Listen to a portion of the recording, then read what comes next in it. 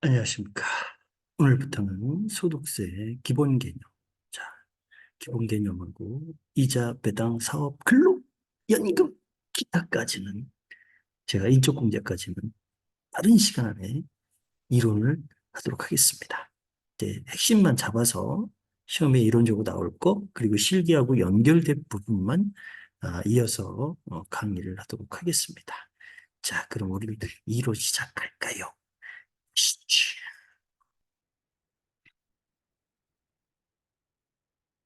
우리가 얘기한 게 여러분이 좋아하는 돈입니다. 자, 돈 싫어하는 사람 많이 없더군요. 자, 이 돈을 벌게 되면, 자, 우리가 얘기한 돈 번 곳에 국가는 항상 돈이 있는 곳에 소득이 생겼다. 돈을 벌었다라는 거예요. 그러면 국가는 세금을 내라. 이 얘기입니다. 자, 그럼 세금의 주체는 돈입니다. 자, 이런 이제 큰 기업들이 번 거를 이 법인 주식회사, 그죠? 이런 법인 기업들이 번 소득을 법인 소득세라고 얘기를 합니다. 법인이 이런 큰 돈을 벌었기 때문에 그럼 돈 벌었으니까 세금 내라. 그게 이제 법인세라고 얘기를 하시는 거고요. 자, 우리는 오늘 이제 배워야 될 게 이제 개인입니다. 이런 이제 빵집이나 동네에 있는 슈퍼라든지 이런 데서 돈을 벌었습니다. 자, 이런 분들은 큰 회사가 아니기 때문에 이런 분들의 돈을 번 건 우리 개인소득이라고 얘기합니다. 개인이 돈을 벌면 개인소득. 그래서 우리는 이걸 줄여서 소득세라고 얘기하시는 거고요. 자, 소득세는 우리가 1년 동안 개인이 벌어들인 돈에 대해서 부과하는 이제 국가가 걷는 세금, 이런 걸 이제 조세라고도 얘기를 합니다. 자, 우리 개인 기업이 이제 여러분이 좋아하는 이런 거 있잖아요. 그렇죠? 저는 하나 먹고 못 먹겠더라고요. 자, 좋아하시는 분 엄청 좋아하시더라고요. 자, 디저트죠, 디저트.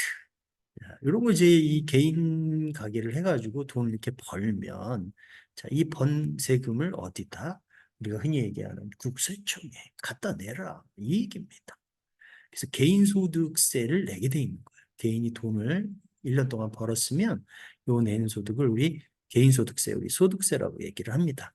자, 돈을 벌면 사장님이 돈을 버셨어요.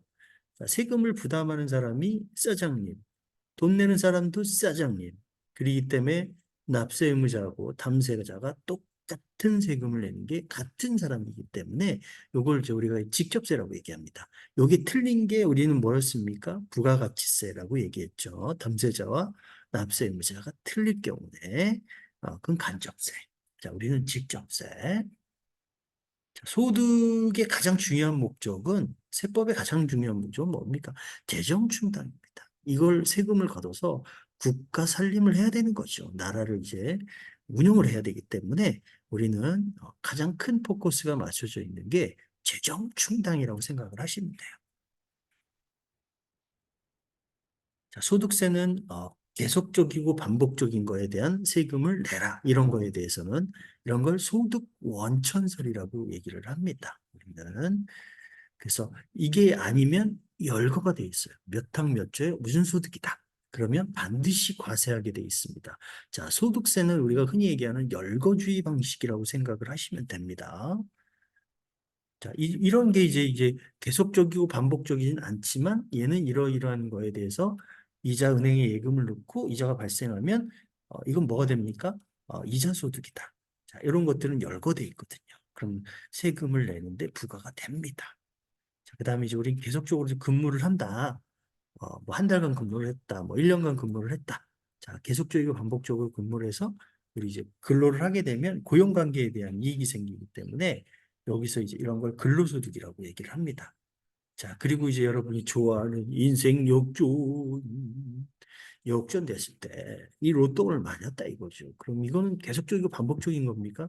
저는 매주 맞았으면 좋겠어요. 1등을. 자, 그러지는 않잖아요. 가끔 한 번씩 맞는 거죠. 안 맞을 수도 있고요. 평생 가도, 그죠? 그러면 이건 기타 소득에 열거돼 있습니다. 복권 당첨금은 기타 소득이다. 이렇게 이런 게 이제 우리가 얘기한 열거주의 방식이라고 생각을 하시면 돼요. 자, 우리가 이제 이런 건 이제 열거 안 돼 있어요.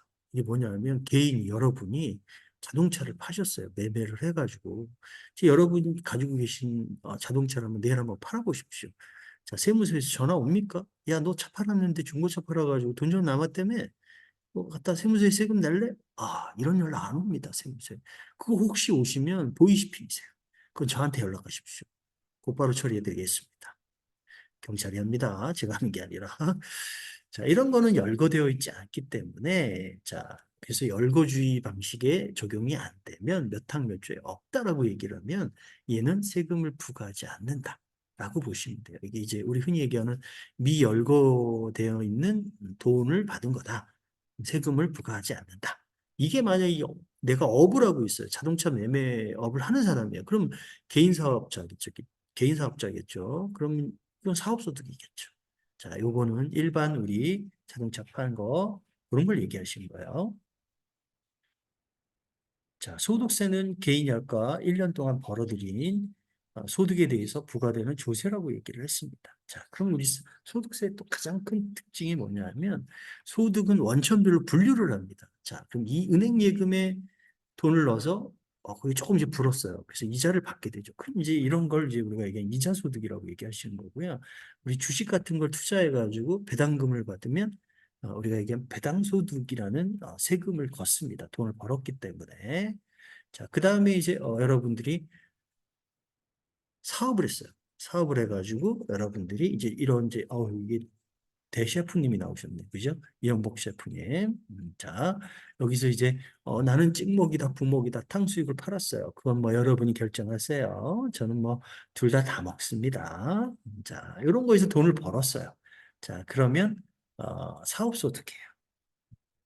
그다음에 이제 우리가 고용관계에 대한 이익이 생기면 우리는 이제 근로라고 얘기를 합니다. 자, 이런 걸 이제 우리가 근로소득이라고 얘기를 하시는 거고요. 자, 그다음에 이제 우리가 얘기하는 우리가 이제 요거는 이제 수령연도 과세라고 얘기하죠. 돈 받을 때 과세합니다. 지금은 이제 연금보험료라든지 퇴직연금을 지금 내고 있는 상태죠. 요럴 때 이제 받는 것들은 이제 공제가 되는 거죠, 지금. 이제 내기 때문에. 걔는 이제 공제예요. 연말정산하실 때 있다가 나중에. 자, 그 다음에 이제 타먹을 때, 자, 100세 시대니까, 그죠? 뭐 이런 거지. 연금소득이라고 얘기합니다.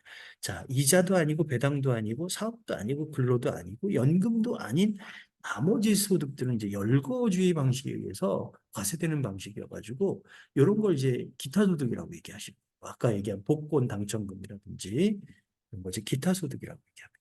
이런 건 이제 하나의 전체적인 소득을 1년 안에 일어나는 소득입니다. 그래서 이런 소득은 합산하게 돼 있어요. 그래서 이런 걸 이제 종합과세한다는 거예요. 자, 우리가 얘기한 이제 어렸을 때 이런 선물 세트 많이 받아보셨잖아요. 저는 이제 많이 안 받아봤어요. 자, 그래서 그 구멍가게 아저씨가 이렇게 여기 있는 종합 선물 세트에 들어있는 꿋꿋 강승 그다음에 여기 젤리 랄랄라 이거를 따로따로 하나씩 꺼내서 파나요? 아니라는 거죠. 이거는 종합이기 때문에 묶어서 파는 거죠. 자, 세금도 똑같습니다. 자, 이자, 배당, 사업, 근로, 연금, 기타는 한꺼번에 과세하는 방식이에요. 그래서 이런 걸 종합과세라고 얘기합니다. 여기도 있네요. 솜떡이, 막 이런 불량식품. 그죠? 또 요새는 뭐 인터넷에 시키면 그냥 한꺼번에 종합적으로 팔더군요. 하나씩 안 팔고. 자, 이런 걸 이제 우리가 얘기하는 종합소득. 그래서 종합과세한다. 이렇게 생각하시면 됩니다. 자, 우리가 얘기하는 이제 이자, 배당, 사업, 근로연금, 기타. 자, 이런 것들은 종합과세하게 돼 있어요. 그죠? 근데 이제 요거는 이제 이게 퇴직을 하셨어요. 직장을 그만두시게 되면 우리가 이제 퇴직금을 타게 돼 있습니다. 이거는 뭐 20년 다닌 직장이 하루아침에 내가 그 소득이 한꺼번에 올해 다 생긴단 말이에요. 당해 생기면 얘는 위에 있는 이자 배당 사업 근로연금처럼 종합과세하고 똑같은 세금을 징수한다. 그러면 이제 불합리하죠. 형평이 안 맞아. 그죠? 이게 20년치 소득인데, 퇴직소득은, 그죠? 그래서 이런 결집 효과가 생기기 때문에, 자, 얘는 한 구조에, 같은 구조에 이렇게 종합과세 넣을 수 없다. 자, 우린 따로 과세 방식을 선택을 합니다. 소득세에서는. 자, 이런 게 이제 퇴직 양도는 따로 과세를 하기 때문에, 이런 걸 분류과세라고 얘기합니다. 얘는 이런 소득들은 종합과세 하시는 거고, 얘는 퇴직 양도는 얘와 합칠 수 없기 때문에, 어, 분류과세입니다. 이자 배당 사업 연금 기타 중에 자 이자와 배당은 우리가 금융소득이라고 얘기합니다. 그렇죠? 이런 걸 이제 종합소득 금액이라고 얘기해요. 다이 여섯 가지 소득을 더했습니다. 자, 그리고 여기다 각종 소득 공제를 뺍니다. 무조건 다 세금을 내라는 소리는 안 하죠, 국가가. 자, 그래서 우리가 뒤에 배울 인적 공제와 물적 공제가 있더라. 인적 공제는 사람 수에 따라 공제 폭이 틀립니다. 왜 그러냐면 뭐 내가 가족 관계가 네 명 있고 여섯 명 있고 열 명 있고 한 명일 때 두 명일 때 자, 사회적으로 쓰는 비용들이 그 사람에 들어간 비용들이 틀리기 때문에 최소한의 체제 생계비를 보장해야 된다라고 해서 인적 공제가 있습니다. 자, 물적 공제도 있고요. 우리가 얘기하는 연금보험료라든지 이런 것들은 물적 공제라고 얘기를 합니다. 그래서 이걸 이제 빼게 되면 종합소득 과세 표준이라는 게 나오시고요. 거기다 곱하기 세율을 곱하면 우리가 이제 6에서 45%까지 8단계에 대한 세금을 우리는 이거를 곱한 게 세율이니까 산출세액이 나온다는 거. 자, 그래서 산출세액에 다시 각종 세공제 감면. 뒤에 배워야 될 의료보험료라든지 뭐 이렇게 보험료, 의료비 이런 것들은 다 세액공제입니다. 자, 여기서 빼주게 돼 있고요. 세액공제에서 빼게 된 걸 이제 결정세액이라고 많이 얘기합니다. 거기에 가산세, 기납부세액 빼면 자 우리가 얘기하는 기납부세액은 중간예납의 사업이 있기 때문에 원천징수 내가 은행에서 이 예금 소득이 생겨가지고 원천이 발생하셨잖아요. 자, 그 세금을 미리 떼는 거, 이 원천징수세액이 있으면 자 얘를 뺍니다. 그리고 나서 여기 이제 플러스가 나오면 우리 돈을 내야 되는 거고 차가감 납부세액이라고 얘기하는 거죠. 자, 여기에 마이너스가 나오면 우리가 얘기하는 환급이 되신다라. 자, 그럼 소득세의 특징. 자, 이론에 가장 많이 나오는 케이스 중에 하나입니다. 이제 우리나라의 이제 국가의 재정 충당을 위해 걷는 세금을 우리 이제 국세라고 얘기를 합니다. 국가가 이제 주체죠. 자, 직접세는 아까 얘기한 대로 납세 의무자와 담세자가 같을 경우에 우리 이제 직접세라고 얘기를 하고요. 자, 우리가 열거주의 방식이라고 했습니다. 소득세는 열거되어 있는 소득에 대해서는 반드시 과세가 된다. 자, 계속적이고 반복적인 거에 대해서는 소득세에서 과세를 합니다. 자, 그러나 이자와 배당은 자, 유형별 포괄주의입니다. 자, 이자와 배당은 매번 소득이 새로 생깁니다. 그걸 국가가 일일이 따라갈 수가 없기 때문에 얘는 이와 비슷한 소득이 있으면 우리가 유형별로 이제 포괄해서 전체적으로 소득에 합산해서 소득세를 과세하겠다. 그래서 여러분들이 이게 마지막 조항에 보면 1번부터 9번 중에 9번의 마지막에 1번부터 8번까지 이와 유사한 소득이 있으면 이자나 배당에서 과세하겠다. 이제 이런 게 이제 유형별 포괄주의예요. 자, 그 종류 나오면 그때 다시 또 한번 설명을 드리도록 하겠습니다. 자, 종합과세 한다고 했죠. 뭐에 대해서? 이자, 배당, 사업, 근로, 연금, 기타에 대해서는 하나의 계산 구조로 통합해서 세금을 걷겠다라는 게 우리가 얘기한 종합과세가 되는 거고요. 예, 우리는 이제 퇴직 양도는 여기 종합과세 시킬 수가 없습니다. 하나의 소득이 합산할 수 없기 때문에 얘는 분류과세한다. 그렇죠? 우리 퇴직 양도는 따로 각각의 별도의 세금으로 계산을 해준다라고 말씀을 드렸습니다. 자, 그래서 분리과세라는 게 있다 그랬죠. 우리는 소득세는 자, 원천을 하게 돼 있습니다. 세금을 미리 떼주고 그걸 위해서 종교를 시킬 거냐 아니면 연말에 가서 다시 정산을 할 거냐. 자, 이런 제도들이 있습니다. 자, 원천 징수라는 건 세금을 이제 미리 징수해서 세금을 정리해 주는 거예요. 이게 이제 원천이라고 생각을 하시면 돼요. 자, 우리가 얘기한 이제 급여라든지 이런 게 월급 나갈 때 회사에서 내 소득세를 정산을 안 해주면 여러분은 다음 말일까지 계산한 걸 다음 달 10일까지 신고를 하셔야 돼요. 어디 가서? 세무서 가서. 그럼 여러분 근무하다 말고 우리는 어디 가야 돼요? 세무서에 줄 서고 있어야 됩니다. 이러면 이제 어, 우린 굉장히 불편한 것들이 많죠, 생활에. 그래서 이런 제도를 만든 게 이제 원천징수라는 제도라고 생각을 하시면 되겠습니다. 자, 그 다음에 원천징수 제도 중에 자, 우리가 예납적이 있고 완납적이 있어요. 자, 완납적이라는 건 그 자리에서 세금을 다 징수하고 끝내는 방식이 종결하는 방식이 이제 완납적 원천징수라고 생각을 하시면 되겠습니다. 자, 그게 대표적인 게 이제 이자와 배당을 얘기하시는 거고요. 그 다음에 이제 예납적이라는 건 추후에 나중에 끝내자라는 방식이 자 우리가 흔히 얘기하는 예납적 원천징수라고 얘기합니다. 그 대표적인 게 우리가 얘기하는 근로소득이죠. 자, 연말에 1월부터 12월까지 한 거를 세금 낸 걸 마지막 다음 연도 2월 달에 가서 세금을 서로 이제 국가와 나와의 관계를 이제 끝내고 마이너스가 되면 환급을 주고 이제 더 내야 될 게 있으면 납부를 하시게 되는 거죠. 자, 이런 걸 이제 우리가 얘기하는 예납적 원천징수라고 생각을 하시면 되겠습니다. 인적공제라고 했었죠. 아까 우리가 체제 생계비를 보장해주는 제도이기 때문에 자 개인별로 돈을 버는 거와 이제 부담하는 능력이 각각 틀립니다. 부양가족이 많을수록 돈은 많이 들어갑니다. 그렇죠? 그렇기 때문에 최소한의 생계비를 보장해줘야 되기 때문에 인원수대로 공제를 해준다는 거죠. 부양가족을 고려해주겠다. 이런 게 이제 우리가 얘기하는 인적 공제라고 생각을 하시면 되고요. 우리나라는 이제 개인별 과세라는 거, 자, 부부 합산 과세는 아닙니다. 그러나 예외적으로 조세 회피 목적이 있다. 공동사업을 했는데, 이거 세금 떼어먹고 도망가려고 그런다. 그러면 그때는 합산한다는 거죠. 일반적으로는 각각의 소득으로 우리가 얘기한 세금을 징수한다는 거죠. 자, 우리나라는 초과 유진세입니다. 계단식의 세금이라고 생각을 하시면 돼요. 자, 1,000만 원 벌어서 2,000만 원 벌어서 3,000만 원 벌어서 4,000만 원 벌어서 5,000만 원 이렇게 벌어서 이게 계단식으로 이제 세금이 징수된다라고 생각을 하시면 돼요. 그래서 8단계까지 있다라는 거.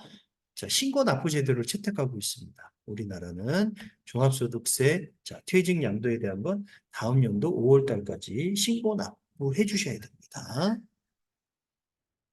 자, 우리 소득세 구분을 보시면, 자, 이자와 우리 이게 나중에 이제 이게 하나씩 이제 배우시면 이게 쭉 나오시는 내용을 처음에 조금 이게 약간은 무리라고 생각을 해요, 저도. 그러나 이걸 미리 알아두면 이제 공부하실 때 조금 더 편하게 접근하실 수가 있고요.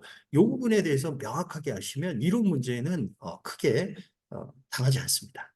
자, 요거를 알아두시고 공부를 하신 게 굉장히 편리할 수 있다는 거. 자, 종합소득은 이자, 배당, 사업, 근로연금, 기타입니다. 자, 원천 징수를 합니다. 우리 이자 소득이 또 배우겠지만, 자, 분리과세 합니다. 자, 얘는 필요경비가 인정이 안 돼요. 그 다음에 배당도 원천 징수합니다. 세금 미리 뗍니다. 그리고 분리과세. 2천만 원 이하에 대해서 분리과세 종결입니다. 그 다음 필요경비 없습니다. 자, 사업은 원천 징수합니다. 인적 문제에 대한 부분들이 있어가지고 이게 인적 영역이라고 흔히 얘기하죠. 자, 우리 이런 것들은 원천 징수하게 돼 있어요. 그 다음에 우리가 얘기한 사업소득에 분리과세 있습니다. 뭐냐고? 주택임대소득이요. 자, 그리고 필요경비 있습니다. 당연히. 자, 근로는 원천 징수합니다. 그러나 분리 분리과세 우리가 해야 되느냐? 분리과세가 없고요. 얘는 우리가 얘기하는 이제 분리과세는 이제 인적용 근로소득의 이제 분리과세라는 건 일용직을 얘기하시는 거예요. 일용 근로소득에 대해서는 자, 그 다음에 이제 우리 필요경비는 없습니다. 얘는 근로소득 공제라고 얘기하지 필요경비는 똑같은 소득에 대해서 또는 다른 소득에 대해서 이 필요경비에 입증할 수 있는 자료를 명확하게 낼 수가 없어요. 자, 그래서 얘는 계산 공제를 합니다. 이 정도 벌면 이 정도 빼주겠다. 자, 그 다음에 연금소득도 마찬가지예요. 자, 얘는 필요경비가 없고 연금소득 공제라고 얘기합니다. 기타 소득은 원천 징수합니다. 자, 분리과세 있습니다. 뭐 복권 당첨금이라든지 이런 것들. 자, 필요경비 있어요. 추정경비라고 흔히 얘기해요. 자, 이 정도는 인정해주겠다. 이 정도의 번소득에 대해 기타 소득에 대해서는 퇴직은 원천 징수합니다. 자, 우리가 얘기한 분리과세는 없습니다. 자, 필요경비 없어요. 자, 그 다음에 양도소득은 원천 징수 안 하고 분리과세 없습니다. 필요경비는 있습니다. 장기간 보유하면 장기보유 특별공제라는 게 있어가지고 필요경비 어느 정도 인정해 줍니다. 자, 그래서 납세 의무자가 뭐냐? 그래서 납세 의무자는 우리가 얘기한 거주자죠.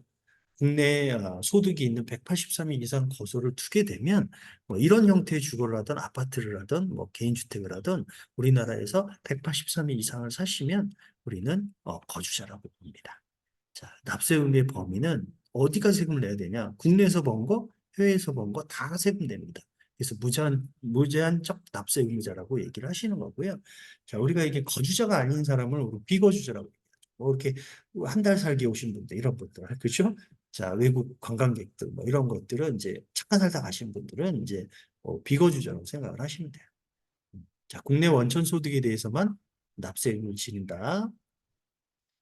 자, 납세 기간은 원칙적입니다. 매년 1월 1일부터 12월 30일입니다. 얘는 중간에 사업을 그만둬도 우리는 그만된 폐업일까지가 아니고요. 그건 이제 부가세 논리고 얘는 원칙이에요. 그러나 예외적인 게 있겠죠. 자, 그래서 예외는 자, 우리가 얘기하는 거주자가 사망하면 여러분들, 잭슨 형님, 자, 우리 잭슨 형님이 사망하신 날까지로 보는 거예요. 예를 들어서 그래서 얘는 상속을 개시한 달로부터 해가지고 6개월 되는 날에 우리는 과세 기간이 되시는 거고요. 원칙적인 건 작년 소득은 다음 연도 5월 31일까지 소득세 신고 납부하시면 되는 거예요. 자, 그리고 출국을 하는 경우가 있어요. 출국. 자, 인천공항으로 갑니다. 난 이 나라가 뭐 싫어서 떠나는 건 아니고요. 자, 뭐 또는 이제 해외 이민 갈 수도 있는 거니까 이럴 때는 이런 데, 만약에 덴마크 이런 데 아주 잘 사는 나라죠. 뭐 이런 것들 이제 알죠? 이게 뭔지. 자, 면역양제도 있습니다. 유산균, 덴마크. 자, 이분들은 이제 출국하는 날까지를 과세 기간으로 하고요. 자, 우리 출국 전일로 해서 모든 걸 다 정리하셔야 돼요. 그리고 납세지는 세금 내는 장소예요. 거주자는 주소가 없으면 자, 거소지로 이게 머무는 이제 장소가 되시는 거고 주소지예요. 가장 중요한 게 이게 핵심 이겁니다. 납세지는 거주자는 주소지로 한다. 우리가 주민등록 신고하시잖아요. 거기에 있는 등본에 나와 있는 우리 흔히 얘기한 주소지로 우리가 납세지가 된다라는 거. 비거주자는 자 원칙적으로는 이제 국내 사업장이 있으면 우리가 얘기한 두 개가 있다. 그러면 주된 사업장이 되시는 거고요. 국내 사업장이 없다. 그러면 원천이 발생한 장소에서 내가 여기에서 소득이 생겼다. 뭐 강남에서 일하다가 어, 소득이 뭐 기타 소득이 근로소득이 생겼다. 그럼 거기가 이제 뭐가 되냐면 비거주자 같은 경우에 세금 내는 장소가 되겠어요. 자, 원천 징수를 하게 돼 있어요. 소득세 납세지는 거주자는 주된 사업장 소재지에서 하시는 거고요. 없는 경우에는 거주자인 경우에 주소지, 거소지 이렇게 되는 거고 비거주자는 주된 사업장 소재지입니다. 자, 없는 경우에는 거주자는 이제 거류지, 체류지, 머물고 있는 뭐 장소라든지 이런 데 얘기하시는 거고요. 납세의 지정을 할 수가 있습니다. 지정은 신청을 하게 돼 있어요. 내가 이런 곳에다가 이제 12월 1일부터 12월 31일까지 그러면 얘는 서면으로 통보를 하게 돼 있어요. 납세 지정이 되면 자, 그리고 변경할 수도 있습니다. 변경된 날로 해서 우리가 얘기하는 15일 이내에 내가 납세지 변경을 할 수도 있습니다. 자, 이렇게 기본적인 가장 중요한 건 거주자예요. 주소지로 간다라는 거, 소득세 내는 세금 내는 장소는 자, 그렇게 보시면 되겠습니다. 자, 여러분들 이론 기본적인 이론은 첫 번째 배우신 소득세 특징 정도는 여러분이 명확하게 알고 가셔야 됩니다. 요새 통합적으로 시험 문제를 내기 때문에 여기 이제 1번 문제죠. 소득세 이론 문제가 두 문제 정도, 뭐 나눌 때는 세 문제까지 나오니까 첫 번째 문제에 나오는 케이스가 이제 특징도 이런 거. 이걸 이제 합쳐서 내요, 요새. 뭐 아까 같이 납세지가 어디냐 이걸 통틀어서 묶어서 내니까 그거까지 아마 여러분들이 좀 공부를 해주셔야 될 것 같습니다. 저는 다음 시간에 만나 뵙도록 하겠습니다. 감사합니다. 행복한 하루 되세요.